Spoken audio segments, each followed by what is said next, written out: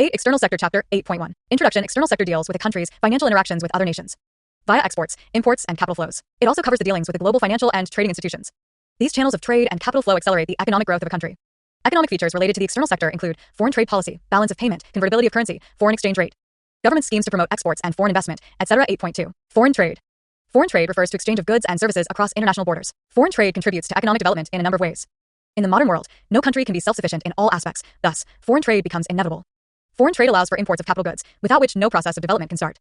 It generates pressure for dynamic changes in the economy through A. Competitive pressure from imports, B. Opportunity to compete in export markets, and C. Better allocation of resources. Also, increased openness to trade has been strongly associated with the reduction of poverty in most developing countries. Foreign trade policy, also referred to as EXIM policy, is a set of guidelines and instructions that govern the import and export of goods. Indian EXIM policy is a series of policy decisions made by the government in the field of foreign trade, primarily with regard to imports and exports, including export promotion initiatives, policies, and programs. The foreign trade policy is updated every year on the 31st of March, and the modifications, improvements, and new schemes become effective from the month of April each year. The foreign trade policy for the period 2015-20 was announced on April 1, 2015 by the Commerce Ministry, Government of India. Later it was extended by 2 years up to March 2022 in the wake of COVID-19 pandemic. The policy was further extended till March 2023 on account of volatile global economic and geopolitical situations and currency fluctuations. Some of the salient features were: 1. Doubling India's exports to $900 billion by 2020. 2. Incentive for exports and SEZ to continue. 3. Imports to be rationalized. 4. Foreign trade policy to be aligned with Make in India, Digital India, and Skills India initiatives. FTP 2015-20 introduced 2 new schemes: Merchandise Exports from India Scheme, MICE, for export of specified goods to specified markets, and Services Exports from India Scheme, CESE, for increasing exports of notified services. MICE provided incentives of 2 to 5%, while CESE provided 3% to 5% incentives on the net foreign exchange earned by exporters located in India. MICE was pronounced to be violative of WTO's rules on subsidy by its dispute settlement body in 2019. The scheme has been replaced by the remission of duties and taxes on exported products, RoDTP, program from January 2021. RoDTP reimburses currently underfunded central, state, and local taxes and duties incurred in the process of manufacture and distribution of exported products, and thereby provides a level playing field to domestic industry abroad. Major components of taxes covered are electricity duty, value-added tax, VAT, on fuels used in transportation/distribution, Mandi tax, stamp duty, etc. On March 31, 2023, the Foreign Trade Policy 2023 was launched. The policy is based on 4 pillars. 1. From incentive to tax remission. 2. Export promotion through collaboration, exporters, states, districts, Indian missions. 3. Ease of doing business, reduction in transaction cost and e-initiatives, and 4. Emerging areas, e-commerce, developing districts as export hubs, and streamlining SCOMET, special chemicals, organisms, materials, equipment, and technologies, policy. According to the Government of India, Foreign Trade Policy, FTP 2023, is based on continuity of time-tested schemes, facilitating exports as well as a document which is nimble and responsive to the requirements of trade. It is based on principles of trust and partnership with exporters. The revisions of the FTP shall be done as and when required, incorporating feedback from trade and industry from time to time. The FTP 2023 aims at process reengineering and automation to facilitate ease of doing business for exporters.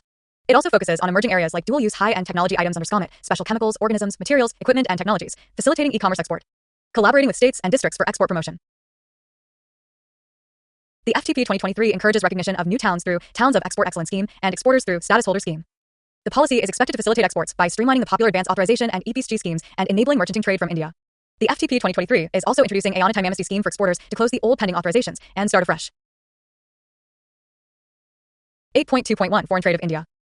International trade has contributed to India's economic growth since reforms of 1990. Over time, through concerted reforms and facilitative measures to enhance trade, there has been a significant increase in the share of trade, goods, and services in GDP. The trade openness indicator has risen from 37.5 in FY05 to 45.9 in FY24. The share of trade, excluding petroleum products exports and crude oil imports, in GDP rose from 32.3% in FY05 to 40.8 in FY23. Figure 8.1 shows that India's share in global goods exports was 1.8% in FY24, against an average of 1.7% during FY16, FY20. Similarly, its share in global services exports rose to 4.3% in FY23 from an average of 3.3% during FY16, FY20. Figure 8.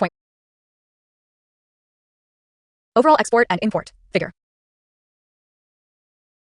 8.2 shows that despite persistent global challenges, overall exports in FY24 were $778.2 billion, surpassing the FY23 record, growing by 0.23%.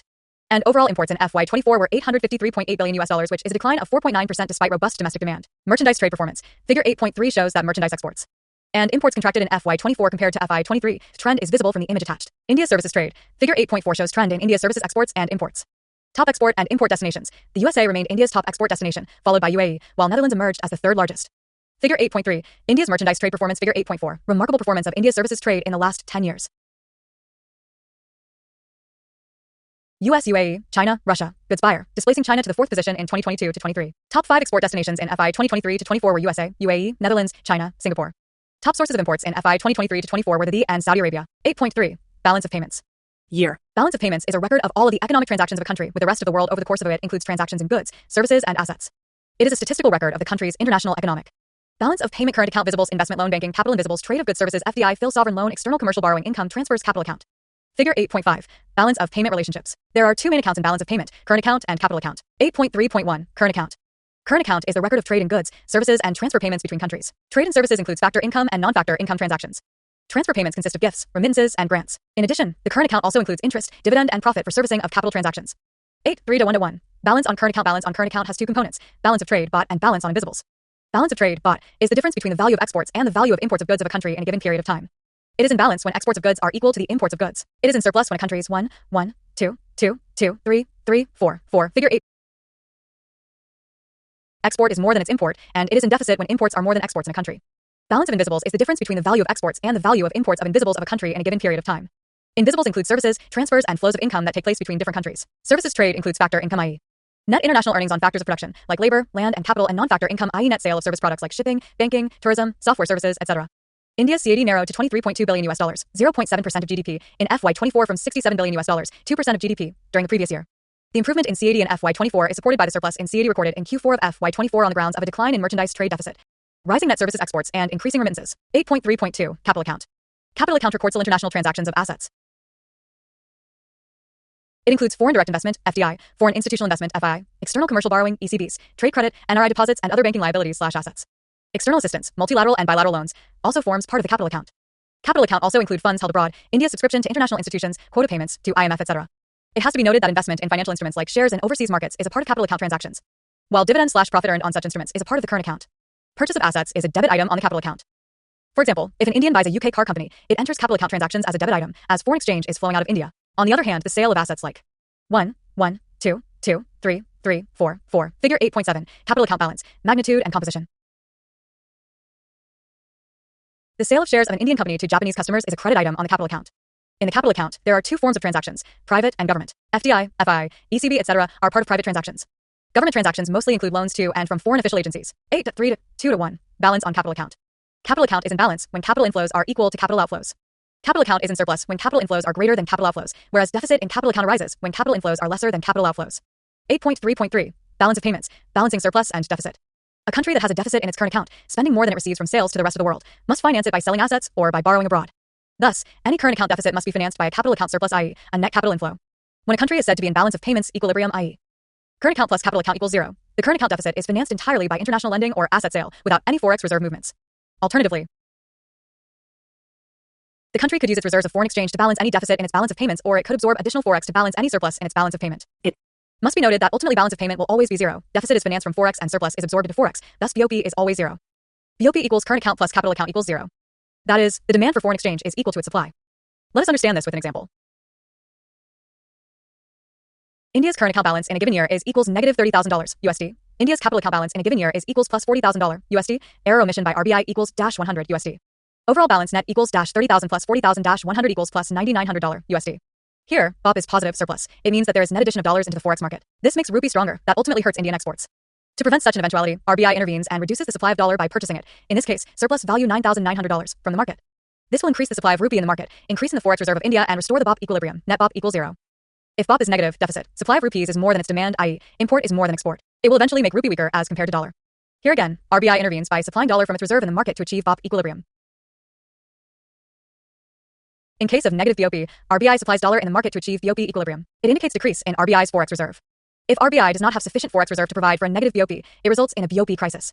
One, and the only such incident in India occurred in 1991, when India met with an economic crisis relating to its external debt and Indian government came close to defaulting on its own financial obligations. India's forex reserve depleted to a level that it could barely finance 3 weeks' worth of imports. The crisis was further compounded by rising prices of essential goods. The crisis compelled India to take an emergency loan from the IMF by pledging 67 tons of India's gold reserves. The loan amount was also tied to conditions of reforms that triggered the new economic policy, NEP, of 1991.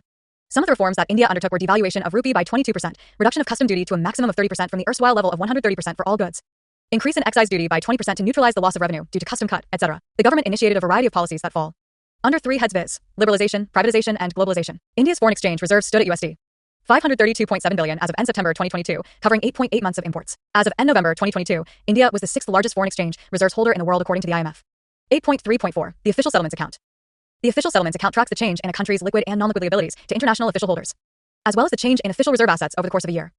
A country's official reserve assets include its gold stock, convertible foreign currency and SDR holdings, and its net position in the IMF. 8.3.5. Overall BOP of India. India, being a developing and emerging market economy, generally runs a deficit on the current account, not always. For example, Q1 and Q2 2020 to 21 has current account surplus. The foreign investments supplement the domestic savings for capital investment. Figure 8.8. Overall BOP of India. Goods balance of payment must be distinguished from the balance of trade. The balance of trade is a statement that summarizes a country's export and import of with the rest of the world. On the other hand, BOP is a statement of record consisting of all economic transactions of a country with the rest of the world. Thus, while BOT records only transactions related to goods, BOP covers transactions related to both goods and services, giving a clear view of the economic position of the country. Moreover, BOP includes capital transfers, which BOT does not cover. BOP comprises of current account as well as capital account, but BOT is only a part of current account, not capital account. 8.4. The foreign exchange market.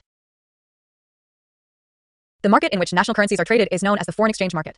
For example, if an Indian wants to visit the USA, she needs American dollars to pay for her/his expenses in USA. She has to visit foreign exchange market to obtain dollars at a particular price. The major participants in the foreign exchange market are commercial banks, foreign exchange brokers, and other authorized dealers and monetary authorities. 8.4.1. Foreign exchange rate. Foreign exchange rate is the rate at which one currency is exchanged for another. The exchange rate is generally defined as the price of 1 unit of foreign currency in terms of domestic currency. For example, the exchange rate between the rupee and dollar refers to the number of rupees required to purchase 1 unit of dollar. $1 equals 77 Indian rupees. In an open market, foreign exchange rate is determined by demand and supply. A country earns foreign currency from exports and uses the earned foreign currency for import. A rise in the price of foreign currency, exchange rate, increases the cost, in terms of rupees, of purchasing a foreign good. This reduces demand for imports and hence, demand for foreign exchange also decreases.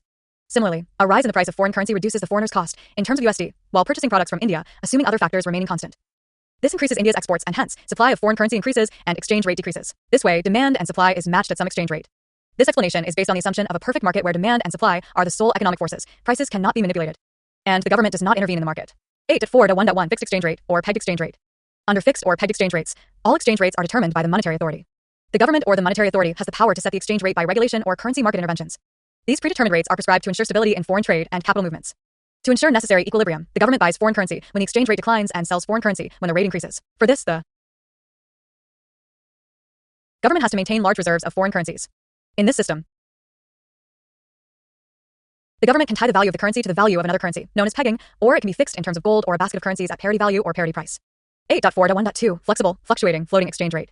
Flexible, floating, or fluctuating exchange rate systems are the ones in which the exchange rates are determined by market forces, demand and supply. The monetary authority or the government never intervenes for the purpose of influencing the exchange rate. The US dollar is an example of a floating currency. 8.4.1.3 Merits and demerits of flexible and fixed exchange rate systems. As we know, in a fixed exchange rate system, there is intervention of the government or a monetary authority when there is deficit in BOP or for any other purpose, such as currency manipulation. The monetary authority intervenes by use of its official forex reserves. However, if people know that the amount of reserve is inadequate, they would begin to doubt the ability of the government to maintain the fixed rate, which may give rise to speculation of a devaluation of currency. This sometimes leads to aggressive buying of a foreign currency by selling domestic currency, thereby forcing the government to devalue. This is known as a speculative attack on a currency. Fixed exchange rates are prone to these kinds of attacks, as has been witnessed in the period before the collapse of the Bretton Woods system. The flexible exchange rate system gives the government more flexibility, and they do not need to maintain large stocks of foreign exchange reserves. The major advantage of flexible exchange rates is that movements in the exchange rate automatically take care of the surpluses and deficits in the BOP. Bretton Woods system, it was an arrangement that emerged in 1944 that required countries to guarantee convertibility of their currencies into US dollars, with the US dollar convertible to gold bullion for foreign governments and central banks. It simply meant that US would maintain enough gold reserves to back its currency. However, as demand for dollar increased, US could not maintain enough gold reserves to cover its currency. By 1970, the US had seen its gold coverage deteriorate from 55% to 22%. On August 15, 1971, the United States terminated convertibility of the US dollar to gold, effectively ending the Bretton Woods system, and converted the dollar into a fiat currency. 8.4.1.4 Managed floating rate system. Managed floating rate is a hybrid of fixed exchange rate and flexible exchange rate system. Under this system, the monetary authority or the government intervenes in the foreign exchange market only to smoothen out short-run fluctuations in the exchange rates. This is done by supplying from or absorbing into the country's foreign exchange reserves. If the short-run demand for foreign exchange in the market is more than its supply, the monetary authority supplies the foreign exchange in the market, thereby moderating depreciation of the currency. On the other hand, if the short-run supply of foreign exchange is more than its demand in the foreign exchange market, it will absorb, purchase the excess supply, increase its reserves, thereby moderating appreciations of the country's currency. The policy of managed floating is also called the policy of leaning against the wind. 8.4.2 Nominal effective exchange rate, NER. The nominal effective exchange rate, NER, is the unadjusted weighted average rate at which one country's currency is exchanged for a basket of foreign currencies. In simple words, it is the exchange rate of one currency against a basket of currencies, weighted by the amount of trade which the country has with the other nations, not adjusted for inflation. For example, it is immaterial for India to study just the exchange rate of rupee with dollar. This is because India also trades with Japan in yen, with China in renminbi, etc. Hence, we need to see the trend of appreciation or depreciation of rupee based on our trade requirements with all the basket of currencies, which is given by NER and RER. The NER is a metric that calculates a country's international competitiveness in the foreign exchange, forex, market. NER appreciates as the value of a domestic currency rises against a basket of other currencies in a floating exchange rate system. NER depreciates when the domestic currency falls against the basket. 8.4.3 Real effective exchange rate, RER, the weighted average of a country's currency against a basket of other major. Figure 8.9 Movement of index of 40, currency NER and RER, trade-based weight, base year 2015-16 is equal to 100. Currencies, adjusted for inflation, is known as the real effective exchange rate, RER. In simple words, RER is NER adjusted for inflation. This exchange rate is used to determine an individual country's currency value relative to the other major currencies in the index, such as the US dollar, Japanese yen, and the euro. 8.4.4. Purchasing power parity, PPP. Purchasing power parity is the rate at which one country's currency is converted into another country's currency in order to purchase the same amount of goods and services in both countries. For example, if 100 Indian rupees buys an apple in India and $2 buys an apple in USA, $1 equals Indian rupee 50 in PPP terms.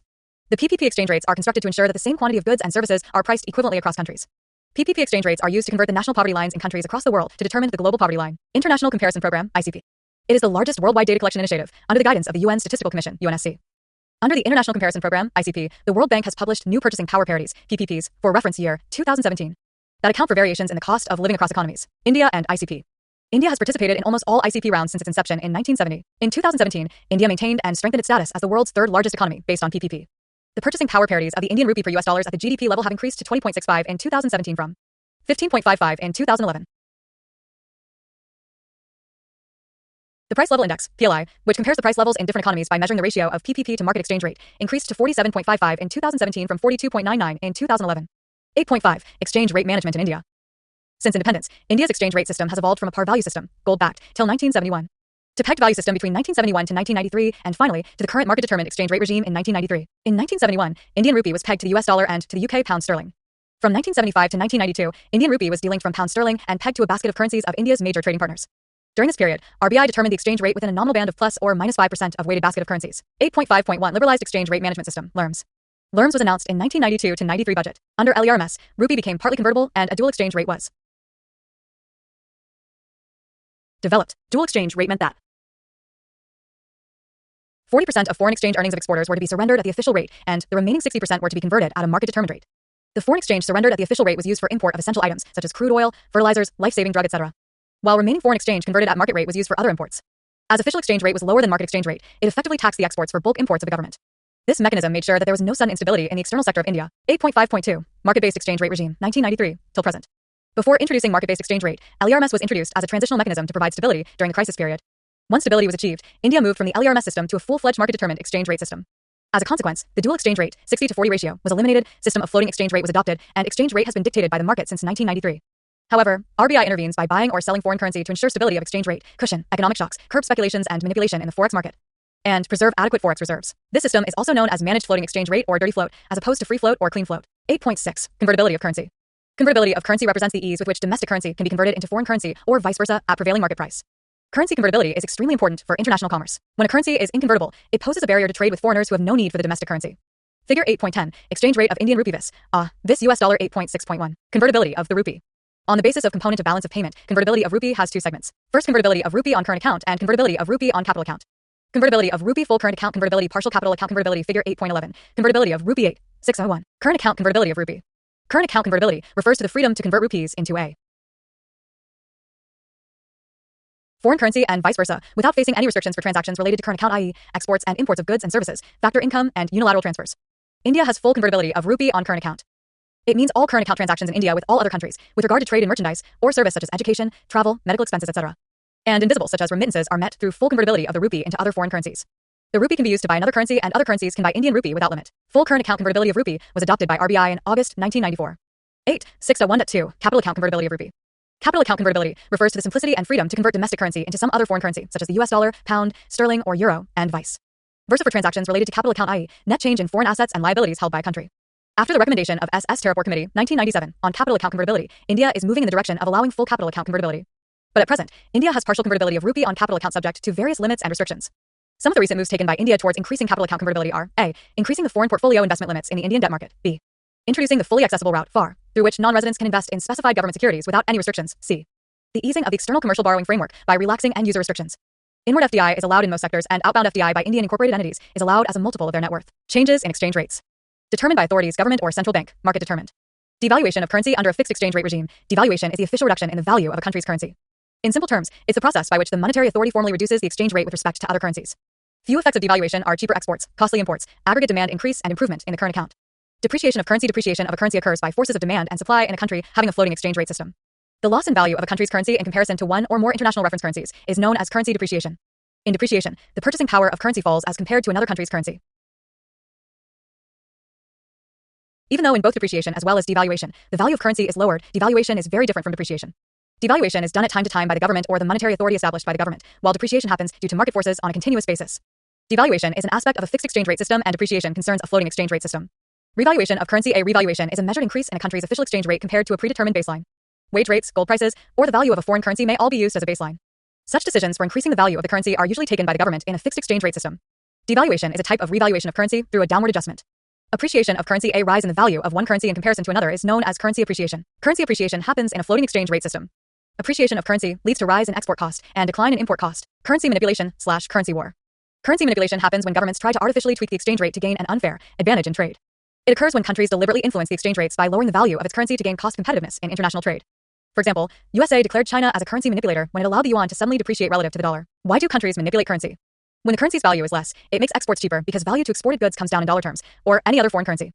So if a country is mainly an exporter, it can artificially lower the exchange rates so that the exports of the country can get a boost. This can cause trade and economic losses to other countries. Key terms. Hard currency. Hard currency is the money issued by a nation that is seen as politically and economically stable. It is often associated with developed countries. Hard currencies are widely held as foreign exchange reserves by central banks. International investors place their faith in hard currencies because they do not depreciate or appreciate drastically. For example, US dollar, euro, etc. Soft currency. Soft currency is an unconvertible currency that fluctuates erratically and or depreciates against other currencies. It is the opposite of hard currency. It is also known as weak currency due to its unstable nature. It suffers from high volatility in exchange rates that makes them undesirable as holdings by foreign exchange dealers. Venezuelan bolivar is an example of a soft currency, which saw large devaluation due to reasons like political instability and inflation. Heated currency. The term heated currency is used to denote the domestic currency which is under pressure, heat, of depreciation due to exit of hard currency from the economy. It is also known as currency under heat or under hammering. Cheap currency. Cheap currency or cheap money is money that can be borrowed with a very low interest rate. When a government starts repurchasing its bonds before their maturity, at full maturity prices, the money which flows in the economy is known as cheap currency. It leads to an increase in money supply and loans are provided at cheaper rates, thus promoting investments and growth of the country's economy. Cheap money is good for borrowers but bad for investors due to prevalence of low interest rates on investments like savings accounts, money market funds, bonds, etc. Cheap money can potentially also have detrimental economic consequences as borrowers take on excessive leverage that they may not be able to pay back. Dear currency. When government issues bonds, the money flows from the public or economy in general to the government, leading to reduced liquidity in the market. This is called dear currency or dear money. In the banking sector, it means a period of comparatively higher/costlier interest rates regime. It is the opposite of cheap currency. There are various reasons for partial capital account convertibility in India. Firstly, India's domestic banking systems are not so well developed, and an exodus of domestic savings to foreign countries is feared in case of full convertibility. Secondly, short-term capital flows can also see quick reversals, thereby adversely affecting the macroeconomic situation of the country, including unemployment and inflation. Thirdly, controls on capital account convertibility allow for directing the flows towards more stable forms of capital inflows, as seen with FDIs, rather than hot money flows of FDIs which tend not to stay in one market very long. Internationalization of rupee. The Foreign Trade Policy 2023 allows for rupee settlement of international trade for export promotion schemes. International currency is defined as a currency that is widely used for international transactions. It can also be referred to adopting full capital account convertibility, i.e., freedom to convert local financial assets into foreign financial assets, and vice versa. Currently, India allows partial capital account convertibility and full current account convertibility. The broad framework for cross-border transactions is governed by the Foreign Exchange Management Act, FEMA, 1999. Benefits of internationalization of rupee. 1. Reduced foreign exchange reserves requirement for balance of payment. 2. Reduced vulnerability to external shocks because of reduced dependence on foreign currency. 3. Mitigates currency risks for Indian enterprises by eliminating foreign exchange fluctuation, reducing the cost of doing business, and thus supports global growth of Indian businesses. 4. Enhances India's global stature and respect, helping Indian enterprises through increased bargaining power. 8.7. Current account deficit. When the value of imports, goods, services, and investment income exceeds the value of exports, a current account deficit occurs. A deficit on current account means that the nation is a net borrower from other countries. Balance of trade, BOT, is one of the components of balance of current account, and if a country imports more goods than what it exports, deficit BOT or trade deficit arises. The current account is the trade balance plus the net amount received for domestically owned factors of production used abroad. BOT and current account deficit should not be confused with one another. To illustrate the difference, consider the situation when an Indian owns an apartment building in London. The rent owner receives from the apartment is part of the current account, but not part of the trade balance. On the other hand, if the import bill of petroleum increases due to a rise in crude oil price, the trade deficit of India will widen, which, in turn, will increase the current account deficit also. 8.7.1. Factors that cause current account deficit. When a country's spending exceeds what it receives from the rest of the world, it leads to an outflow of foreign exchange, low forex reserves, and weakens its exchange rate. Weakening of exchange rate makes the imports costlier, leads to high inflation, provokes outflow of investments, etc. Inflation also has other side effects as people stop saving, lowering the capital formation for investment and growth. A country with rising CAD shows that it has poor macroeconomic credentials, and investors become less enthusiastic about their willingness to invest there. They may even withdraw their investments. Current account deficit may help a debtor nation in the short term, but it may be a cause of long-term worry as investors begin raising concerns over inadequate returns on their investments. Reasons for a country having CAD are many. First, if the currency is overvalued, imports would be cheaper, resulting in a higher volume of imports. Secondly, if a country's export sector becomes uncompetitive with respect to other competitive countries, then export earnings will decline. This will lead to a deficit in the balance of trade. Thirdly, a nation with a low savings rate and a high consumption expenditure may have a greater current account deficit. This is due to the fact that consumption will become a larger portion of national income. Products may be imported to meet the majority of consumer demand, but without savings and investments, exports may become costly. Further, if a country's main trading partners experience negative economic growth, then they will buy less of that country's exports, worsening the country's current account. For the current account deficit in India, crude oil and gold imports are the primary reasons behind high CAD. 8.8. Foreign exchange reserves. Foreign exchange reserves are assets denominated in a foreign currency that are maintained as reserves by a central bank. IMF defines foreign exchange reserves as external assets that are readily available to and controlled by monetary authorities for direct financing of external payments. Imbalances, for indirectly regulating the magnitudes of such imbalances through intervention in exchange markets to affect the currency exchange rate and/or for other purposes. Figure 8.12. Forex reserves sufficient to cover around 11 months of imports. Foreign exchange reserves may include foreign currencies, bonds, treasury bills, gold reserves, and other government securities. In August 2024, India's forex reserves crossed the $675 billion mark for the first time in history due to higher foreign direct investment, foreign institutional investment. Low oil prices also help reduce outflows. India's foreign exchange reserves to GDP ratio is around 20%. India's forex reserves reached its all-time high of US $675 billion in August 2024, the fourth largest forex reserve in the world. China, Japan, and Switzerland are the top 3 countries as per their forex holdings. 8.8.1. Components of foreign exchange reserves in India. IMF. The foreign exchange reserves of India consists of 4 categories of assets, which are gold, special drawing rights, SDRs of IMF, foreign currency assets, FCA, and reserve transposition, RTP, with largest portion of the forex reserve is in the form of foreign currency assets, followed by gold. The foreign currency assets, FCA, comprise multi-currency assets that are held in multi-asset portfolios, bonds, T-bills, government securities, and other instruments. As at end March 2022, out of the total FCA of $540.72 billion US dollars, $363.03 billion US dollars was invested in securities, $140.54 billion US dollars was deposited with other central banks and the BIS, and the balance $37.16 billion US dollars comprised deposits with commercial banks overseas. As at end March 2022, the Reserve Bank held 760.42 metric tons of gold, while 453.42 metric tons of gold was held overseas in safe custody with the Bank of England and the Bank for International Settlements, BS. 295.82 tons of gold was held domestically. In value terms, USD, the share of gold in the total foreign exchange reserves increased from about 5.88% as at end September 2021 to about 7.01% as at end March 2022. Figure 8.13. Adequacy of India's forex reserves in terms of number of months of annual imports across country perspective. 8.8.2. Significance of forex reserves. Firstly, forex reserve ensures that RBI has backup funds if their national currency rapidly devalues or becomes altogether insolvent. Secondly, the cushion of forex reserves give comfort to the government and the RBI in managing India's external and internal financial issues at a time of major contraction in economic growth as seen during COVID pandemic, protecting against threat of a balance of payment (BOP) crisis. Thirdly, forex reserves help the government in meeting its foreign exchange needs and external debt obligations. Fourthly, forex reserves provide a level of confidence to markets and investors that a country can meet its external obligations. Fifthly, it helps in attracting foreign trade and earns a good reputation among trading partners. The rise in reserves have helped the rupee to strengthen against the dollar. 8.9. Trade agreements. A trade agreement, also known as a trade pact, is a wide-ranging tariff and trade agreement that often includes investment guarantees. It happens when 2 or more countries reach an agreement on terms that promote trade between them. 8.9.1. Various types of trade agreement. 1. Based on number of countries. 1.1. Bilateral. It's a trade agreement between 2 countries or entities. For example, preferential trade agreement between India and Mercosur or comprehensive economic partnership agreement between India and UAE. 1.2. Multilateral. It refers to trade agreements between more than 2 countries or entities, such as Regional Comprehensive Economic Partnership, RCEP. 2. Based on degree of integration. 2.1. Preferential trade agreement, PDA. It is a trade bloc that gives participating countries preferential access to some goods. Usually, a positive list is maintained, i.e., a list of goods and services that enjoy reduced tariff between the trading countries.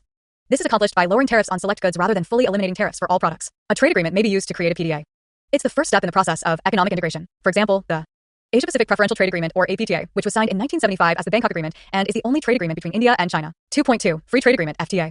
It is a trade bloc whose members have agreed to abolish tariffs, import quotas, and preferential treatment on the vast majority, if not all, of goods and services traded between them. It is usually associated with a negative list of items which are not included rather than a positive list as in PDA. It has less trade barriers than PDA. Examples include the India-ASEAN FTA, some recent negotiations, and new agreements among WTO members. 1. Pacific Alliance between Chile, Colombia, Mexico, and Peru, signed on February 10, 2014, entered into force on May 1, 2016. 2. Tripartite Agreement, linking parties to the common market for Eastern and Southern Africa. The East African Community and the Southern African Development Community, launched on June 10, 2015 and entered into force at different dates by different members. 3. Comprehensive and Progressive Trans-Pacific Partnership Agreement, signed on March 8, 2018, entered into force on October 31, 2018. 4. African Continental Free Trade Area, EFCFTA, signed on March 21, 2018 and entered into force at different dates by different members. And 5. Regional Comprehensive Partnership Agreement, RCEP, between the ASEAN members and 6 other WTO members, signed on November 15, 2020, entered into force on January 1, 2022. 2.3. Custom Union, CU. An agreement among countries to allow free trade between them and to create common external barriers to any other country interested in exporting to them. Gulf Cooperation Council, GCC, East African Community, EAC, are some examples of custom unions. 2.4. Common Market. A type of custom union where there are common policies on product regulation and free movement of goods and services, capital, and labor also. For example, the Southern Common Market, also known as the Mercosur. 2.5. Economic Union. Union is a type of trade bloc which is composed of a common market with a customs union. The participating countries share product control, freedom of movement of products, services, and development factors, capital and labor, as well as an external trade policy. The European, a prominent example of an economic union. 2.6. Economic and monetary union. Zone if an economic union also has aspects of currency integration, in addition to economic union, it is referred to as an economic and monetary union. That means these countries or the major group of countries within the bloc have the same currency and are controlled by similar monetary policies. For example, the euro within the EU. Economic Market Common Market Custom Union SECA FTA PDA Figure 8.14. Different levels of trade and economic integration 8.9.2. India's global trade engagements. India has always stood for an open, equitable, predictable, non-discriminatory, and rule-based international trading system. It considers regional trading arrangements, RTAs, as building blocks towards the overall objective of trade liberalization and as complementing the multilateral trading system. Recognizing that RTAs would continue to feature permanently in world trade, India has engaged with its trading partners /blocs with the intention of expanding its export market since the early part of the previous decade. It has concluded agreements, in some cases, towards Comprehensive Economic Cooperation Agreements, SECA, which covers FTA in goods, services, investment, and identifies areas of economic cooperation. The economic rationale for FTAs was the diversification and expansion of India's exports to its trading partners. This provides a level playing field vis-a-vis the competing countries having preferential access in our trading partners. It also leads to easier access to raw materials and intermediate products at lower costs, stimulating value to domestic manufacturing. In the case of the India Association of Southeast Asian Nations, ASEAN, India-Korea, and India-Japan agreements, this was also part of a geopolitical strategy that dovetailed well into India's Look East policy. India has so far concluded 13 FTAs and 6 preferential trade agreements, PDAs. The most recent in the list are the India-UAE Comprehensive Economic Partnership Agreement, CEPA, which was signed in February 2022 and officially entered into force in May 2022, and the India-Australia Economic Cooperation and Trade Agreement, IND-US-ECTA, which was signed in April 2022 and entered into force in December 2022. Further, India is presently engaged in FTA negotiations with some of its trading partners. Notable among these FTAs are I. India-UK FTA. 2. India-Canada CEPA/Early Progress Trade Agreement, EPTA. 3. India-EU FTA. Moreover, India has also initiated action to review some of the existing FTAs, namely India-Singapore SECA, India-South Korea CEPA, and India-ASEAN Trade in Goods Agreement, and initiated discussions on scoping for the SECA with Australia, as envisaged under IND-US-ECTA. 8.10. Foreign investment in India. Any investment made in India with funds coming from outside the country is referred to as a foreign investment. Foreign investment includes investments made by foreign companies, foreign nationals, and non-resident Indians. Types of foreign investment I. Foreign direct investment, FDI. 2. Foreign portfolio investment, FDI. 8.10.1. Foreign direct investment, FDI. FDI is an investment under which an investor establishes or acquires a business entity in a foreign country along with management rights, ownership plus management. IMF defines FDI as an investment through which investors acquire lasting and substantial management control of at least 10% of equity or voting rights in foreign affiliates. FDI is sought after investment because it brings long-lasting capital, new innovative business models, and world-class management strategies, and makes Indian companies globally competitive. Foreign direct investments are distinguished from portfolio investments, in which an investor merely purchases shares of foreign-based companies. Foreign investors approval government. The FDI applications are approved by the concerned ministries/departments in consultation with the Department for Promotion of Industry and Internal Trade, DPIT, Ministry of Commerce. DPIT also issues the Standard Operating Procedure, SOP, for the processing of applications and decisions of the government under the current FDI policy. Foreign Investment Facilitation Portal, FIFP, is the online single-point interface of the Government of India with investors to facilitate FDI. It is administered by the Department for Promotion of Industry and Internal Trade, Ministry of Commerce and Industry. The government has taken many initiatives in recent years for FDI promotion, such as relaxing FDI norms across sectors such as defense, PSU oil refineries, telecom, power exchanges, and stock exchanges, among others. For example, 100% FDI has been allowed for the marketplace model of e-commerce. However, 0% FDI is allowed for inventory-based models in e-commerce.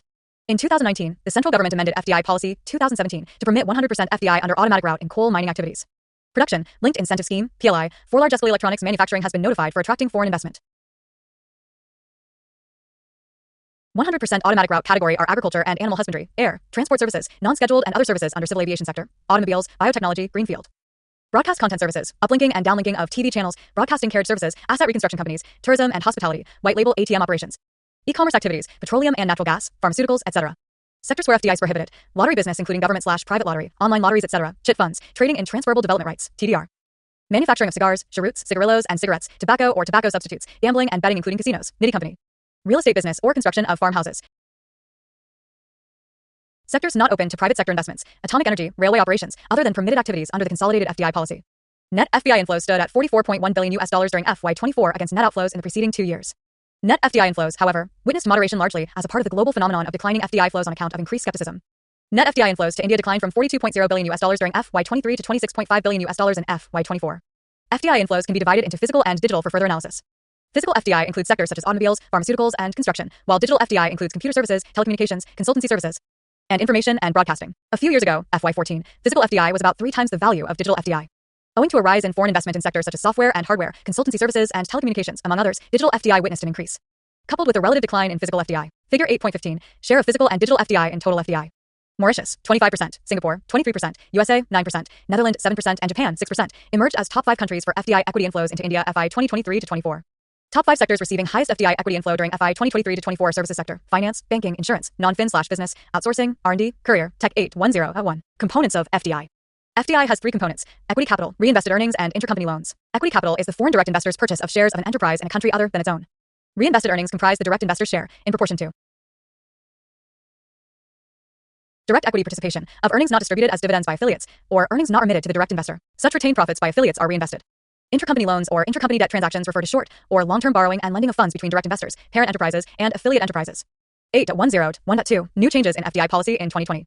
Government made important changes to its FDI policy in 2020 through what is known as Press Note 3, which sought to curb opportunistic takeovers/acquisitions of Indian companies. As per the changes introduced, non-resident entities may invest in India, subject to the FDI policy, except in prohibited sectors and activities. An individual/entity of a country that shares a land border with India can only invest via the government route. A Pakistani citizen or an organization incorporated in Pakistan may invest in sectors/activities other than defense, space, atomic energy, and sectors/activities prohibited to foreign investment only through the government route. Government approval is also needed for a transfer of ownership in an FDI deal that benefits any country that shares a border with India. These steps were directed to counter increasing investment from China and fear of opportunistic and hostile takeovers amidst shortage of capital flows during COVID-19 pandemic. The Press Note 3 expanded the list of countries whose investors are no longer eligible to invest in India under the automatic route. Thus, an investment in India that would otherwise fall under the automatic route now falls under the government route if it is from an entity whose beneficial owner is from such bordering country. 8.10.2 Foreign Portfolio Investment FPI. Foreign Portfolio Investment (FPI) refers to investments made by foreign entities in financial instruments like shares, bonds, securities, etc. available on an exchange in another country. FPIs acquire ownership through purchase of shares without acquiring management interests. FPIs are an important source of foreign capital in any developing country. However, the main motive of FPIs is to make quick profit, not long-term investment, and hence, they are less preferred than FDIs. In India, foreign portfolio investors are subject to certain limits, such as total equity that can be held by a single FPI, total FPI investment in any listed company, etc. Figure 8.16 Net FPI inflows into India. India does not allow foreign portfolio investment from individual foreign investors. Only institutional investors, such as hedge funds, insurance companies, pension funds, mutual funds, etc., can invest in India. So foreign portfolio investment is allowed from only foreign institutional investors. 8.10.3 Differences between FDI and FDI. FDI 1. Investment 1. Investment in productive financial assets. Assets, capital bonds, shares, investment, etc. in machines, technology, etc. 2. Ownership plus management rights. 2. Only ownership rights. 3. Long-term 3. Mostly investment short-term 4. Involved in investment management may be long and decision term, making 4. Not involved in 5. More desirable management 6. In India, or decision investment making greater than 5. Less desirable 10%. 6. In India, investment less than 10%. The important markers of distinctions between FDI and FI start from the very definitions of the terms. While FDI refers to investments made by foreign investors in order to acquire a significant stake in a company based in another country, FI refers to an international institutional investment in the passive holdings of a foreign company, i.e., investment in a financial asset. FDIs have a higher degree of control over assets and underlying operations than FI. FDI tends to be long-term investments, while FI can be very ephemeral and are known to cause instabilities and volatilities in financial markets. Control over investment flows is much greater for FDI due to stricter capital account convertibility norms. Lastly, while FI brings along financial capital, FDI comes with funds, technology, and other resources along with capital inflow. 8.11 Bilateral Investment Treaty, BIT. Bilateral Investment Treaty is an agreement establishing the terms and conditions for private investment by individuals and companies of one country in another country. BIT seeks to increase the clarity for investors and also gives details of the available protections in order to facilitate better informed investment choices by the investors. It establishes an international arbitration process for the resolution of disputes. It protects investments against arbitrary decisions and hecklings from the government and its agencies. However, it is also claimed by experts that BITs function to mostly shield international investors while ignoring the environmental responsibilities and regulations as well as labor rights, social protection measures, and natural resource protection. BITs can also be a source of protracted legislations and disputes between governments and MNCs. 4. Example, lawsuits against state laws such as anti-tobacco legislation, nuclear power regulations, environmental regulations, and other public interest initiatives try to lobby for corporate interests. 8.11.1 India and BIT. India signed its first BIT with the United Kingdom in 1994. Since then, India has signed 86 bilateral treaties, the most recent of which was signed with Brazil in 2020. BITs have been one of the most important drivers of FDI into India. Since adoption of Model BIT 2016, India has unilaterally terminated 66 odd BITs between 2016 to 2019. Since 2016, India has signed just 3 treaties. India made this announcement in the wake of a surge in lawsuits from foreign investors demanding billions of dollars in compensation for the government's violations of international treaties. India has been dragged to various international arbitration systems. 8.11.2 Model BIT 2016. India framed a model BIT in 2016. It aims to act as a base for negotiating new BITs with other states, as well as for negotiation off the existing ones. 1. The model defines an investment as an enterprise. Earlier, asset-based definition of investment included intellectual property and other assets, whereas these assets are not considered as assets under the new definition. 2. Adopting an enterprise-based strategy has the goal of narrowing the scope of insured investments and reducing the state's possible liability under investor-state dispute settlement (ISDS) claims. The asset-based concept treats all types of assets, both movable and immovable, as investments that are protected by treaties, despite their minor contribution to national economic growth. 3. It also eliminates the previously included most favored nation (MFN) status for the investments. 4. It also mandates the exhaustion of all Indian courts before going to international mechanisms. 8.11.3 Criticism of Model BIT. By severely restricting substantive and procedural safeguards for foreign investments, the new Model BIT tilts the balance in favor of the host state's regulatory power. This is problematic in terms of protecting foreign investment in India and Indian investments abroad. The most favored nation (MFN) provision is absent in the Model BIT, which is a pillar of non-discrimination in international economic relations. 8.12 Trade barriers. Government-imposed limits on foreign trade are known as trade barriers. Economists believe that trade barriers are harmful to the economy and reduce overall productivity of the economy.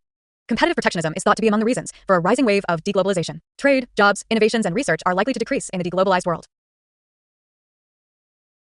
8.12.1 Types of trade barriers. Trade barriers are government-introduced impediments that hinder free international trade. Trade barriers are raised in order to protect domestic industries, offset the impact of subsidies and other incentives in exporting countries, or as a retaliatory action. It can be through tariff or non-tariff barriers. 8.12.1 Tariff barriers. A trade barrier between certain countries that takes the form of unusually high taxes imposed by a government on imports or, on rare occasions, exports for the purposes of to discourage imports from / export to a particular country. The underlying reason behind tariff barriers can be economic, protect domestic industry, or achieve DOP, etc., or non-economic, political, or defense reasons. The barrier is due to incremental costs involved in the trade. For example, former U.S. President Donald Trump announced a 25% tariff on imported steel and aluminum and other commodities from China, India, and other nations in 2018. China retaliated by hiking tariffs on imported American soybean and other food products, chemicals, medical equipment, and vehicles. India retaliated by hiking tariffs on imported American agriculture commodities like apples and almonds. 8.1.2. Non-tariff barriers. A non-tariff barrier is a means of limiting trade that does not require the use of tariffs. Major types of non-tariff trade barriers are licenses, quotas, trade embargoes, sanctions, sanitary and phytosanitary (SBS) barriers, local content requirement. Licenses may be used by countries to restrict the import of products to particular businesses. For example, only when a company receives a trade license, it would be allowed to import certain products. Quotas for importing and exporting products and services are often imposed by countries. For example, a country may issue that only 10% of coal should be imported from a country X. This restricts the exports of the county X. When a nation, or a group of countries, officially bans the exchange of specific goods and services with another country, it is known as a trade embargo. Governments may take this measure to support their specific political or economic goals. Economic sanctions are imposed on other countries in order to restrict their trade operation. Increased administrative actions, or additional customs and trade procedures that slow or restrict a country's ability to trade are examples of sanctions. Sanitary and phytosanitary (SBS) measures can also be used to create trade barriers. The Agreement on the Application of Sanitary and Phytosanitary Measures, the SBS Agreement, entered into force with the establishment of the World Trade Organization on January 1, 1995. It sets out the basic rules for food safety and animal and plant health standards. These precautions are taken to protect human, animal, or plant life or health. It also seeks to avoid or restrict harm caused by the entry, establishment, and spread of pests from another country. But these measures can be misused to restrict trade in certain products in the name of poor quality and SBS. A local content requirement policy specifies that a certain level of economic activity associated with the manufacturing of a product must be done in the country where the product is to be marketed. For example, if a company wishes to get a contract from the government, it could be required to ensure that at least a portion of the product is manufactured or procured locally. But such practices can be trade restrictive.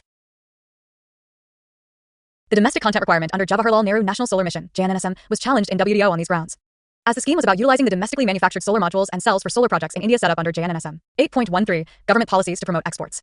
Export promotion measures are public policy measures by the government of a country to enhance exports from the country. A good example of export promotion in India is the development of SEZ, Special Economic Zones. Export gives a very large market for exporters while also encouraging exporters and manufacturing units to adopt new technologies and manufacture better products more efficiently in order to remain globally competitive.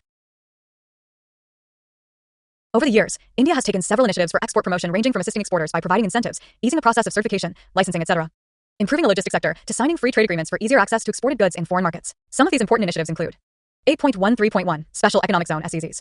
India was one of the first countries in Asia to recognize the effectiveness of the Export Processing Zone (EPZ) model in promoting exports, with Asia's first EPZ set up in Kanla in 1965. But over years, the effectiveness of SEZs in promoting exports has been questioned. The SEZs policy was announced in April 2000 with the aim of making SEZs an engine for economic development, backed by high-quality infrastructure and a competitive fiscal package at both the federal and state levels, with a single-window clearance process. Subsequently, legal backing was given to SEZs through the Special Economic Zones Act, 2005. 8.13.1.1 Features of SEZ1. It is a specifically delineated duty-free enclave. 2. An SEZ is deemed to be foreign territory for the purposes of trade operations and duties and tariffs in India. 3. SEZ units are considered to be outside of India's customs territory by law. Hence, goods and services imported into SEZs from India's domestic tariff area, DTA, are treated as exports, while goods and services made from SEZ to DTA are treated as imports. 4. A SEZ does not require an import license, and it also has full freedom for subcontracting. 5. 100% income tax exemption is on export income for SEZ units under the Income Tax Act for the first 5 years. 6. In the manufacturing sector, barring a few segments, 100% FDI is allowed. 8.13.2 Challenges in Special Economic Zones (SEZs). SEZs cause potential revenue losses because of the various tax exemptions and incentives. Many traders are interested in SEZs so that they can acquire land at cheap rates and create a speculative market in land and real estate instead of promoting industrial production. There is loss of agricultural land. Lastly, there is no clear exit mechanism for the SEZs developers. 8.13.2 Other schemes/initiatives 1. Export-oriented units (EOUs). The Export-Oriented Units (EOUs) scheme was introduced in early 1981. The main aim of the EOU was to boost exports by creating additional production capacity. EOUs are mainly concentrated in textiles and yarn, food processing, gems and jewelry, computer software, electronics, chemicals, plastics, and minerals. Since it was not very successful, was replaced by SEZ models. 2. Single window for custom clearance. Custom clearances are provided online through a single window to the exporters and importers. It has reduced the clearance time and promoted ease of doing business. 3. E-filing and payment. Applications for various trade services can be filed online, and application fees can be paid through online transfer. To align with the international benchmark, the number of mandatory documents required for the export and import have been cut down to just 3. 4. Nirya Bandha scheme is a training program aimed at Skill India to boost the export sectors. It helps in achieving international quality standards required for the products. 5. Services exports from India scheme. The scheme provides rewards in the form of duty credit scripts to the exporters of the services on their net foreign exchange earnings. These scripts are transferable and can also be used to pay certain central duties and taxes. 8.13.3 Schemes highlighted by Economic Survey 2021 to 2022. Economic Survey 2021 to 2022 has also highlighted various schemes and initiatives taken by the government to boost exports and to reduce the adverse impact of COVID-19. Some of these schemes are as under. 1. Remission of duties and taxes on exported products, RoDTP. Based on the globally accepted principle that taxes and duties should not be exported, a WTO-compliant road DTP scheme was launched to replace merchandise exports from India scheme, MICE. Road DTP reimburses currently unrefunded central, state, and local taxes and duties incurred in the process of manufacture and distribution of exported products. Major components of taxes covered are electricity duty, value-added tax, VAT, on fuels used in transportation/distribution, Mandy tax, stamp duty, etc. 2. Developing district as export hub. Under this initiative, the focus is to make districts active stakeholders in the promotion of exports of goods/services produced/manufactured in the district. District export promotion committees, DECs, have been set up in each district. Products with export potential, including agricultural, geographical indication, GI, and toy clusters, have been identified in all 739 districts across the country. This scheme would help in diversifying the portfolio of export commodities. 3. Production-linked incentive, PLI scheme. PLI scheme extends an incentive of 4% to 6% on incremental sales over base year of goods manufactured in India and covered under target segments to eligible companies for a period of 5 years. An outlay of 1.97 lakh crore, $26 billion was announced in Union Budget 2021-22 for production-linked incentive (PLI) scheme for 14 key sectors. Automobiles and auto components, pharmaceutical drugs, telecom and networking products, electronics/technology products, etc. are some of the sectors covered under the PLI scheme.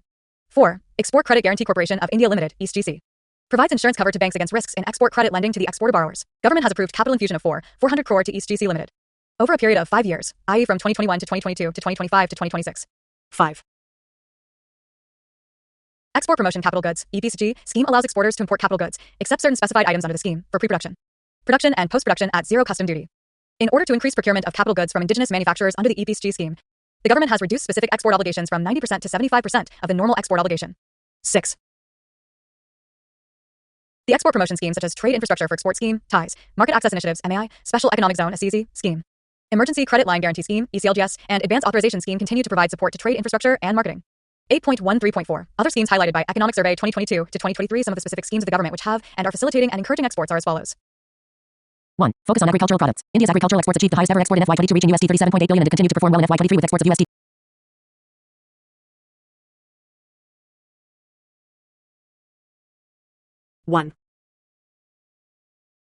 Focus on agricultural products.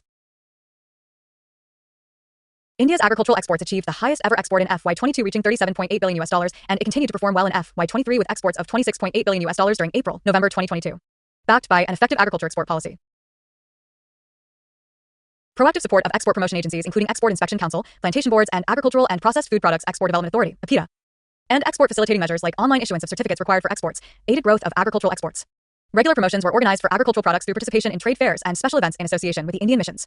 2. Interest Equalization Scheme. This scheme was formulated to give benefit in the interest rates being charged by the banks to the exporters on their pre- and post-shipment rupee export credits. While extending the scheme from October 1, 2021 onwards, subvention rates have also been reduced. Henceforth, reduced revised rates of 3%, erstwhile 5%, subvention to MSME manufacturing exporters and 2%, erstwhile 3%. Applies to merchant and other manufacturer exporters exporting along 410, erstwhile 416, HS lines. 3. Krishi Yudin Scheme. It was launched in August 2020 on international and national routes to assist farmers in transporting agricultural products so that it improves their value realization. Krishi Yudin 2.0 was launched in October 2021, enhancing the existing provisions, mainly focusing on transporting perishable food products from the hilly areas, northeastern states, and tribal areas. For facilitating and incentivizing the movement of agricultural produce by air transportation, the Airports Authority of India provides a full waiver of landing, parking charges, terminal navigational landing charges, and route navigation facility charges for Indian freighters and passenger-to-cargo aircraft, primarily around 25 airports, focusing on northeastern, hilly and tribal region, and 28 airports in other regions/areas. Further, 5 more airports have been included under the scheme, making it 58 airports. 4. Trade Infrastructure for Export Scheme. The government has been implementing the Trade Infrastructure for Export Scheme since FY18 to assist central and state government agencies in the creation of appropriate infrastructure for the growth of exports from the states. The scheme provides financial assistance in the form of grant and aid to central/state government-owned agencies for setting up or for upgradation of export infrastructure as per the guidelines of the scheme. 8.13.5. Government initiatives on trade facilitation and logistics cost reduction as highlighted by Economic Survey 2023 to 2024. 1. Reduction in logistics cost. India's rank on the World Bank's Logistics Performance Index improved by 6 places, moving from 44th in 2018 to 38th in 2023 out of 139 countries. 2. State-level logistics performance. The 2023 Logistics Ease Across Different States Leads report indicates a positive shift in stakeholders' perceptions across all 3 pillars of logistics performance services, infrastructure, and the regulatory environment when compared to 2019. 3. Measures to reduce logistics costs. India implemented several measures including setting export targets, encouraging banks to provide affordable and adequate export credit to MSME exporters, introducing the single window interface for facilitation of trade, launching the PM Gati Shakti initiative, and the National Logistics Policy. 4. Sagarmala Scheme. This scheme promotes port-led development by leveraging India's 7,500 kilometers long coastline with a goal to operationalize 23 waterways by 2030. 5. Goods and Services Tax, GST. The GST has reduced travel time by up to 30%, thereby lowering logistics costs and increasing the average distance trucks travel to 300 to 325 kilometers per day. 8.14. Miscellaneous 8.14.1. ECB, External Commercial Borrowings. The term ECB refers to any money borrowed from a foreign source to fund commercial activities in a country. In India, the central government allows Indian corporations to use ECBs as a source of financing for both expanding existing capability and making new investments. ECB includes the following: commercial bank loans, buyer's credit and supplier's credit from foreign countries, securitized instruments such as floating rate notes and fixed rate bonds, etc. Credit from multilateral financial institutions such as World Bank, ADB, AFIC, CDC, etc. One should not confuse between ECB and FDI though. When foreign money is used to finance the equity capital, it is foreign direct investment, while ECB is like a loan. ECBs have the mandate to be paid back, creating liability on borrowers, while in FDI the investor bears the risk. India's outstanding ECBs at the end of September 2020 stood at $163.8 billion US dollars. It is predominantly denominated in US dollars, 77.2%, and accessed mainly by non-financial corporations, 74.5%. 8.14.2. Deglobalization. Deglobalization is the process of reducing interdependence and integration between national economies around the world. It is characterized by decline in economic trade and investment between countries, rising waves of protectionist policies, and trade wars. 8.14. 2-1. Indicators of deglobalization. 1. Trade. Global trade is sagging as global demand remains poor and many countries have built import barriers. Measured as a percentage of global GDP, trade increased from 30% of GDP in 1973 to 60% in 2008. However, after the 2008 financial crisis, global trade started a relative decline. At the end of 2020, it had fallen to 52% of the world GDP. Global trade to GDP ratio increased to 62.56% at the end of 2022, defying the major threats of deglobalization in trade. 2. International flow of capital. International capital flow reached its peak in 2007, and since then it has been declining. After the financial crisis of 2008, international capital flow has plummeted to just under 2% of global GDP, down from a high of 21% of global GDP in 2007. Pattern of global capital flow has also changed. These changes have exacerbated the risk of adverse impacts of large and volatile capital flows. This risk is particularly high for emerging market economies, EMEs, which tend to be more dependent on foreign capital and less resilient to economic shocks. 3. The flow of people is slowing, too. Despite the flood of refugees into Europe, net migration from poor to rich countries decreased dramatically in the last few years. The rise of right-wing conservative politics across the Western world has had a strong element of opposition to the flow of immigrants, as was seen under Donald Trump in the USA or on the issue of Brexit for the UK and Europe. 8.14.2.2. Reasons behind deglobalization. Firstly, global slowdown in the decade after the global financial crisis in 2008 intensified protectionist measures. Rise of populist leaders globally reinforced the trend. Secondly, immigration crisis further accentuated the security situation at the time of economic slowdown, creating greater legitimacy and support for protectionism. Thirdly, unequal distribution of benefits of globalization, rising inequalities. Job loss and unemployment in developed countries and jobless growth in developing countries are pushing the world towards more intransigent positions in trade negotiations.